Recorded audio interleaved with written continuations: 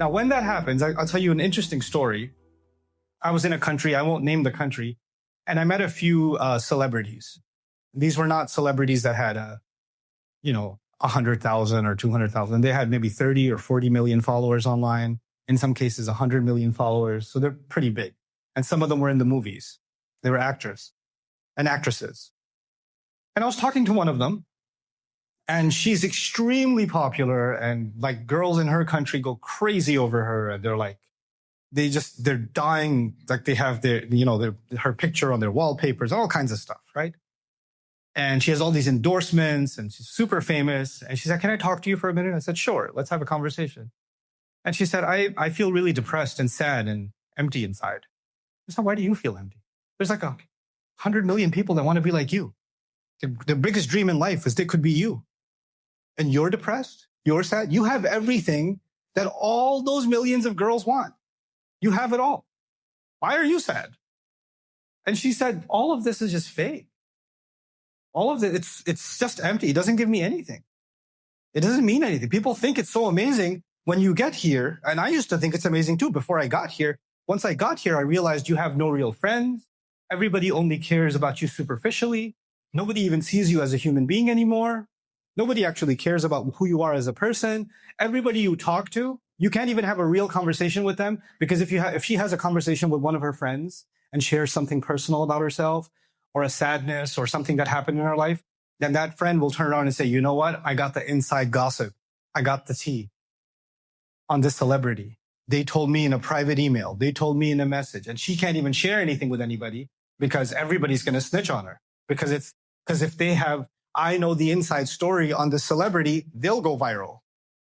Right? So everybody wants to be around her only to take advantage of her, not to even see her as a human being. So it looked really cool from a distance. But when you get there, and I was like, "Do you have any real friends?" She goes, I don't have any real friends."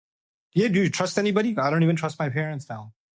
That's how paranoid she got, right? What happens is those same people from a distance, they look like they have everything, but actually they don't have anything. And from a distance, prophets look like they don't have fame, they don't have money, they don't have anything, but actually they have everything. They're the ones that have everything. This drama will go on in this world.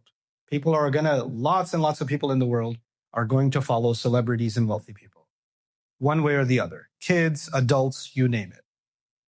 And eventually, a time will come where our life will end, and we're going to be standing in front of Allah. The Arabic part that I was reciting in my khutbah today, I was reading something from Surah Al-Baqarah. And Allah is talking about what's going to happen to people who followed those celebrities and followed those wealthy people. Now, because on Judgment Day, everybody's gathered together, right? And on Judgment Day, you're not a celebrity anymore. You don't have security guards around you. You're not up on stage and everybody's trying to talk to you. You're just another person like everybody else. Equal. All in trouble at the same time. You're not a billionaire anymore. Your money's gone. Your cars are gone. Your security's gone. Everything's gone. You're just another human being like everybody else. So they're standing there and their followers show up. There's a celebrity or a wealthy person standing there on Judgment Day and their followers show up. "We followed you our whole life. We were listening to everything. Every video release, every podcast, every TikTok release, every tweet, every post, everything. I followed every bit of what you said. I'm your biggest fan. Can you help? Because I dress the way I dress because of you. I talk the way I talk because of you. I memorized all your songs. I did this. I dressed like you. I talk like you. I acted like you. I bought all your, subscriptions, etc., etc." إِذْ تَبَرَّأَ الَّذِينَ اتُّبِعُوا مِنَ الَّذِينَ اتَّبَعُوا.